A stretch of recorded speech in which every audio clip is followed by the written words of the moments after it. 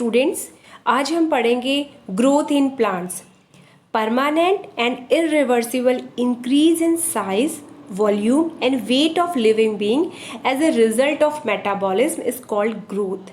जो प्लांट है उनके अंदर परमानेंट और इरिवर्सिबल जो ग्रोथ हो रही, जो उसमें इंक्रीज हो रहा है, उनके साइज, वॉल्यूम एंड वेट, तीनों चीज़ें आपको याद रखनी है। उसके साइज, वॉल्यूम एंड वेट जो है उसमें अगर इरिवर्सिबल ग्रोथ होती है, इरिवर्सिबल इंक्रीज होता है तो वो ग्रोथ कहलाती है। ग्रोथ जब होती है तो दो जो है चेंजेस होते हैं, स्पेशली उसके वॉल्यूम और उसके ड्राई वेट, इन दोनों में इंक्रीज होता है। कई बार ऐसा देखा जाता है कि जो प्लांट्स होती हैं उनमें ग्रोथ के दौरान उनके वॉल्यूम में तो इंक्रीज होता है, लेकिन उनका जो ड्राई वेट होता है, यानी उसके पानी को हटा दिया जाए, उन्हें ड्राई कर लिया जाए, तो वो जो है वो स्टेबल होता है और उसमें कमी भी आ जाती है। इसका एग्जाम्पल है जब सीडलिंग जो होता है उसके के निर्माण के समय, क्योंकि वो अंधेरे में रहता है तो उसके फ्रेश वेट पे तो वृद्धि हो जाती है, पर उसका जो ड्राई वेट है वो डिक्रीज हो जाता है। लेकिन आपको जब डेफिनेशन देनी है ग्रोथ की प्लांट्स के अंदर, तो हमेशा ध्यान रखना है हमें ओवरऑल डेफिनेशन में size, volume and weight of living being और वी कैन से प्लांट्स हमें मेंशन करना है। प्लांट्स के अंदर जो ग्रोथ होती है वो लोकलाइज्ड होती है और जो है which in plants growth takes place for a unlimited period, whereas in animals it is homogeneous means regular and for limited period. तो ये अंतर होता है कि वो लिमिटेड पीरियड के लिए होते हैं एनिमल्स के अंदर, और जो प्लांट्स होती है उनमें ग्रोथ जो होती है वो अनलिमिटेड पीरियड के लिए होती है। नेक्स्ट है टाइप्स ऑफ ग्रोथ, की जो वृद्धि है उसके कई प्रकार होते हैं। पहला हम पढ़ेंगे वेजिटेटिव एंड रिप्रोडक्टिव ग्रोथ, कायिक वृद्धि तथा जनन वृद्धि। किसी भी प्लांट का जो है अगर हम कंप्लीट उसके लाइफ साइकिल को देखते हैं तो उसके अंदर हम दो, एक तो होती है वेजिटेटिव ग्रोथ जो कि होती है उसके सीड के जर्मिनेशन से लेकर के और बिफोर फ्लावरिंग, यानी जो फ्लावरिंग वाला पार्ट होता है वो इसकी रिप्रोडक्टिव ग्रोथ कहलाती है, और फ्लावरिंग से पहले वाला जो भी फेज होता है वो उसका वेजिटेटिव फेज कहलाता है।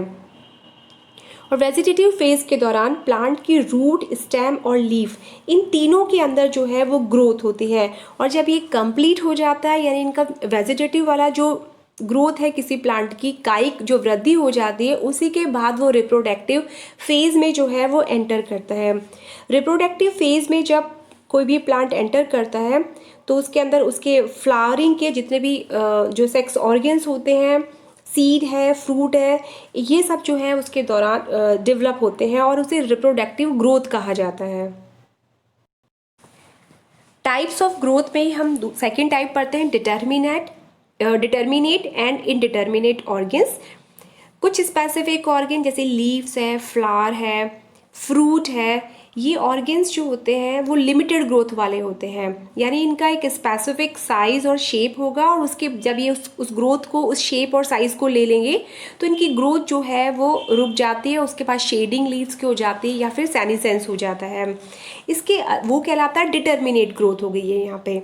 इनके अंदर जो है वो ये ऑर्गन ऑफ लिमिटेड ग्रोथ कहलाएंगे या डिटर्मिनेट ग्रोथ कहलाएगी।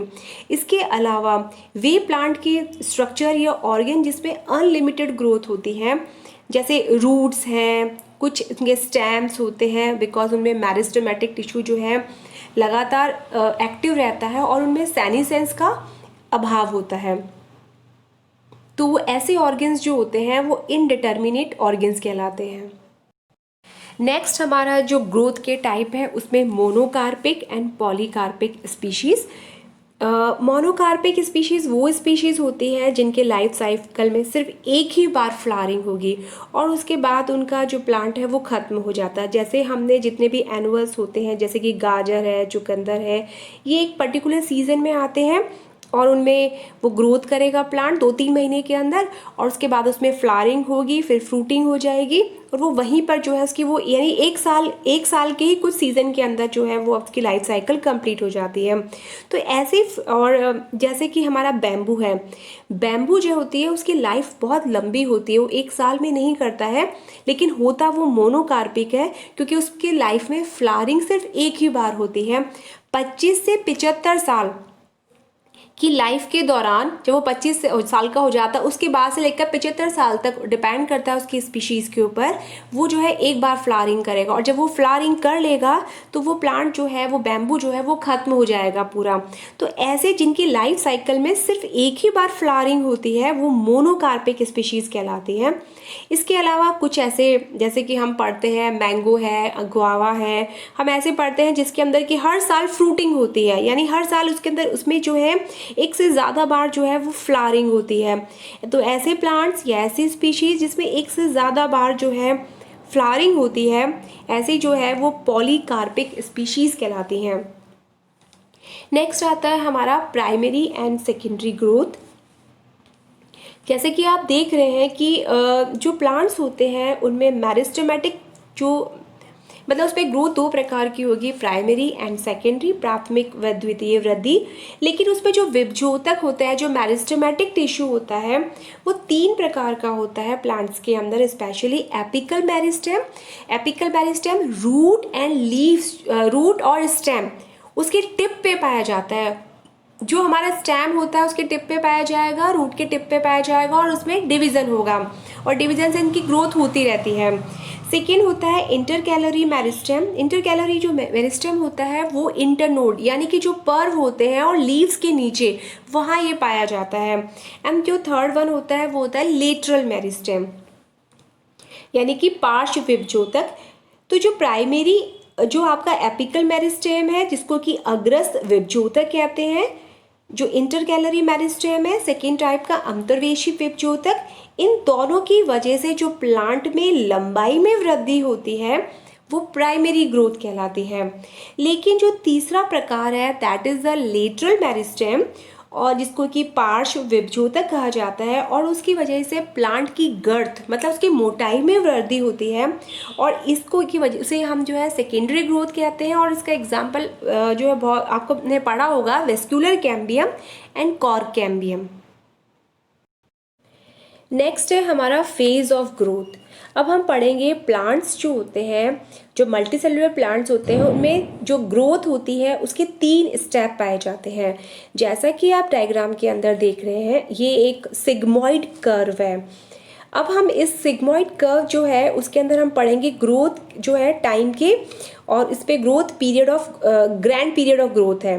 देखिए आप, सबसे पहले हम देख रहे हैं ये पहली जो फेज़ होती है इसमें कहलाती है सेल डिवीज़न फेज़। इसको सेल फॉर्मेशन फेज भी कहते हैं, initial period of slow growth भी कहते हैं, और लैग फेज भी, जैसा कि आप देख रहे हैं हम इसे लैग फेज भी कहते हैं, क्योंकि ये वो फेज होती है जहाँ पे प्लांट की जो सेल्स होती हैं वो डिवाइड होती है, मतलब जो डिवीज़न होता है वो बहुत ज़्यादा, नंबर ऑफ सेल्स जो होती हैं वो इंक्रीज हो जाती है, क्योंकि उसकी रेट ऑफ ग्रोथ जो होती है वो तो कम हो जाती है, पर सेल डिवीज़न जो होता है वो बहुत ज़्यादा बढ़ जाता है, और ये जो है वो लैग फेज़ कहलाता है। आप देख रहे हो this is the lag phase, यानी यहाँ पे जो है वो लैग फेज़ है जहाँ पे सिर्फ सेल का डिवीज़न हुए, लगातार जो है वो सेल डिवाइड हो रही है।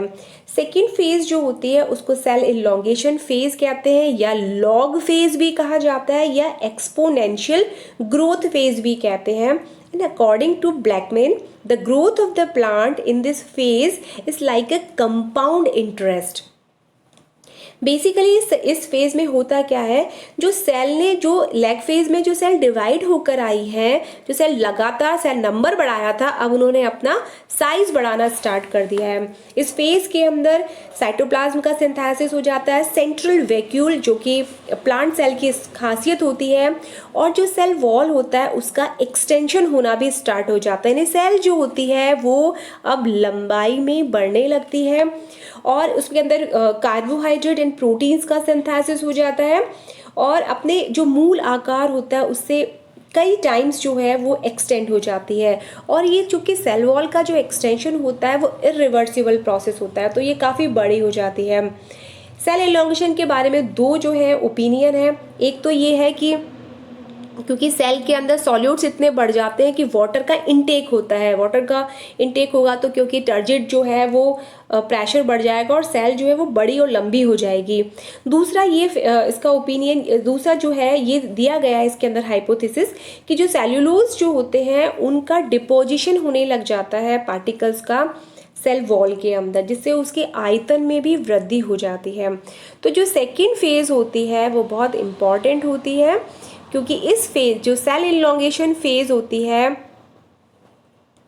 जो वेक्यूल्स होती हैं वो cell wall also elongates and vacuoles appears clearly and the new cytoplasm is synthesised and the dry weight of the cell increases during this phase. हमने कहा ड्राई वेट बढ़ने लग गया है, मतलब एक्चुअली उस सेल के अंदर अब बढ़ोतरी होना स्टार्ट हो गई है। द थर्ड जो होता है वो होता है steady phase, we can say steady phase, या आप ये भी कह सकते हो टर्मिनल फेज या cell differentiation and maturation phase है ये। यहाँ पे सेल ने डिवीजन करना आप रोक दिया है और उसमें अब परमानेंट चेंज जो है takes place in this phase. Secondary cell walls are form and plastids are synthesised in few cells, बहुत सारे and cells becomes specialised according to their function. अब उन्हें पता चल गया है कि हमें कौन सा काम करना है, हमें रूट एपेक्स बनाना है, हमें हाइपोकुटाइल बनाना है, एपिकुटाइल बनाना है, तो दे आर वेरी स्पेसिफिक। तो उनका जो है वो काम जो है वो फिक्स हो जाता है, तो वो मैचुरेशन फेज कहलाती हैं। और इस दौरान जो होता है structure and physical and biochemical differentiation takes place in this phase. आपको ध्यान रखना है structural, physiological and biochemical differentiation जो होता है वो इस फेज के अंदर होता है। About 3 phases of growth can be clearly seen in root के एपेक्स में, आप इसको ईजिली देख सकते हो। तो ये जो था वो सिग्मॉइड, आपको याद रखना है ये जो कर्व होता है ग्रोथ का वो सिग्मॉइड कर्व होता है।